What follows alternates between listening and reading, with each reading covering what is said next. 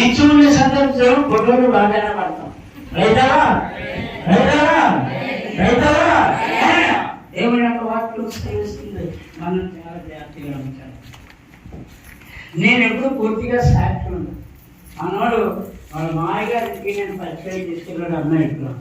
ఆయన పరిచయం ఆడుకొని కానీ మా పరిచయం ఆడలేదు. మనోడు తీసుకొచ్చి ఈయన అప్పు ఇచ్చాడు. ఈయన పరిచయం ఈ మధ్యన ఆయన పరిచయం రైతారా అంటే దేవునితో మనం సమాసం. మరి అమ్మాయి ఎంతో ప్రేమించేది నిజంగా బస్సులు కానీ దుస్థితిలో మందు వాడకుండా ఏ హాస్పిటల్లో మందు లేకుండా అద్భుతంగా దేవుడు నన్ను స్వస్థపరిచాడు. దేవుని భయపరిచా హాస్పిటల్గా దేవుడు మోకాలు పెట్టుకుని చెప్పంగా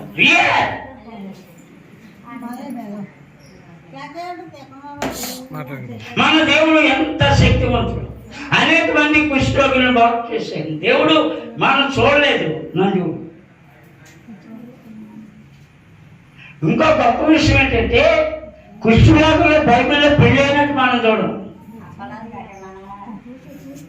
రోషన్ కారి బ్యాండేజీలు చుట్టుకున్నప్పుడు సంఘం మధ్య పిఠాపురంలో నేను నడిపిస్తున్న సంఘంలో సంఘంలో దేవుడు అద్భుతంగా వివాహం చేశాడు. ఆవిడికి నేను కూడా అసలు సంబంధం ఉండదు. ఆవిడ మొగుడు అంటే ఉరికమ్మ అంటాను. నువ్వు నవ్వినట్టు ఉండదు. రైతులో అంటే మన దేవుడు ఎంత ఆశ్చర్యకరంగా సమస్య లేదు. లోపలే ఉంటారు. యువతలుగా వచ్చే పరిస్థితి చిన్నప్పటి నుంచి ఆడుకోవాలి.